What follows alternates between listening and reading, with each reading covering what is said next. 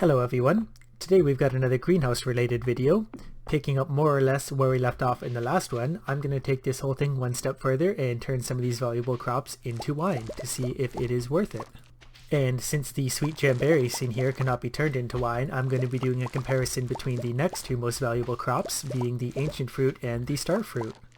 First things first, all the sweet gem berries have to be removed, and then I'm going to fill the rest of this area with the ancient fruit, that way I get a full greenhouse worth of wine.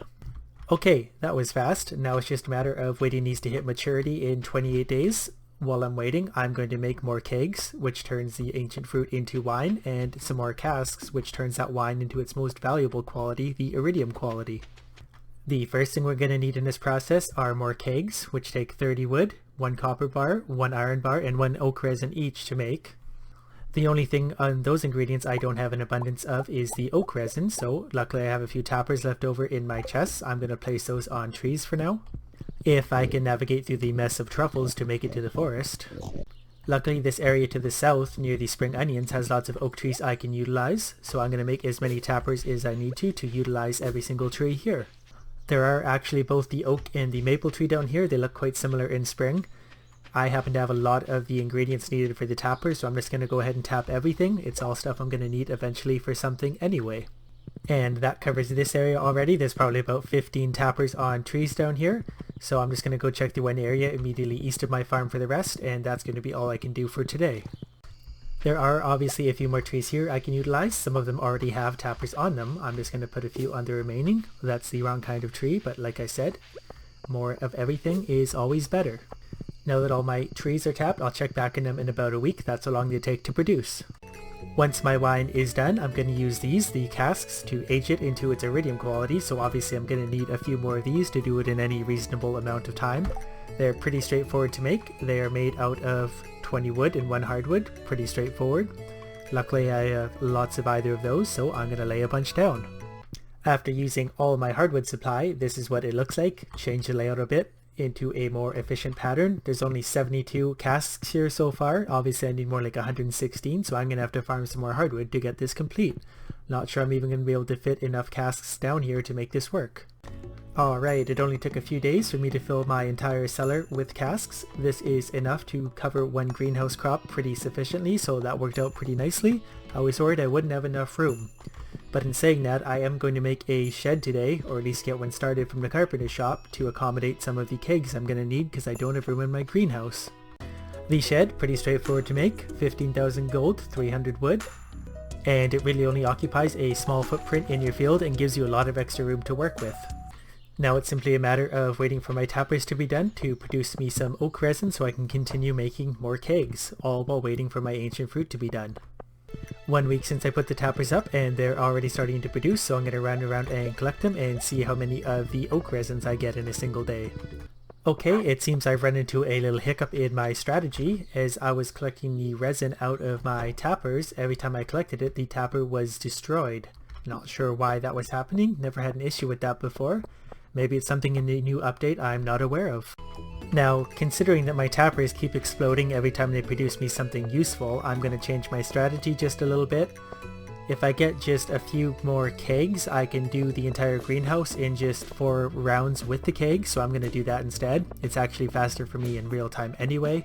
Obviously, if you're going to do this in the game, you would get the appropriate amount of kegs to do this long term, but for the sake of me getting this done, I'm going to go with fewer kegs. Which also means I didn't really need that shed, but I can use that for some fun idea down the road. These tappers beside my farm did survive. Not sure what the difference is. I only need 2 more oak resins to accomplish my goals anyway. Luckily those bottom 2 trees will produce those in 1 week. So I'll simply wait till then, and then mission accomplished. 1 week later, here's the final 2 oak resins that I need. Simply going to turn those into the kegs. And there they are. That gives me an even 30, which means, like I said, it will take me 4 rounds with the kegs to turn a whole greenhouse into wine.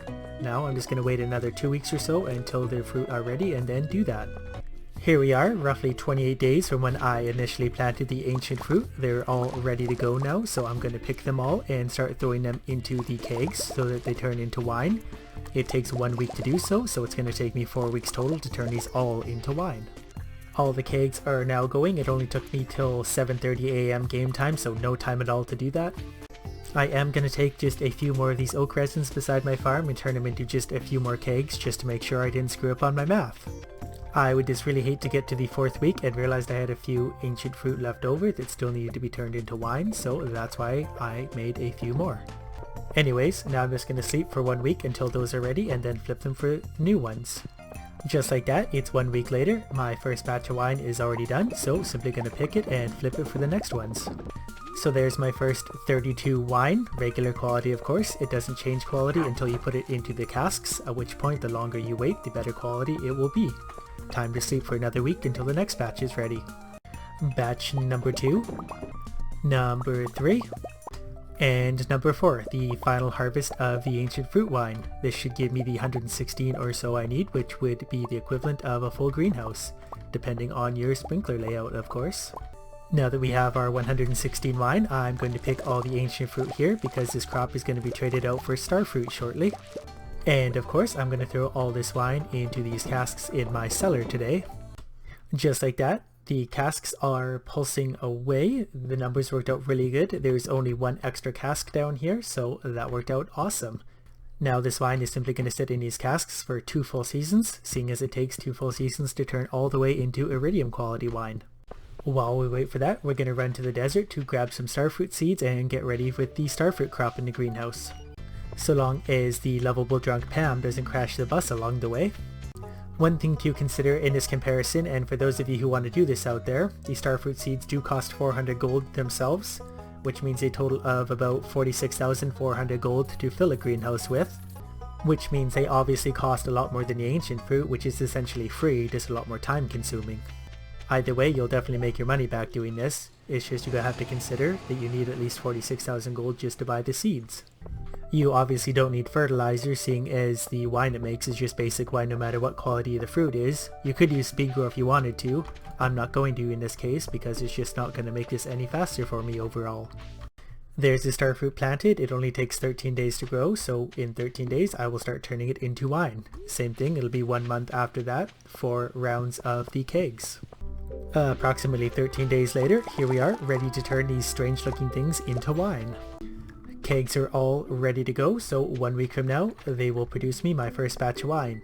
I've got to say, one place where ancient fruit already holds a huge advantage over starfruit is that you can't eat it, and therefore it is a lot faster and easier to place it into kegs. It's not constantly asking you whether or not you want to eat it.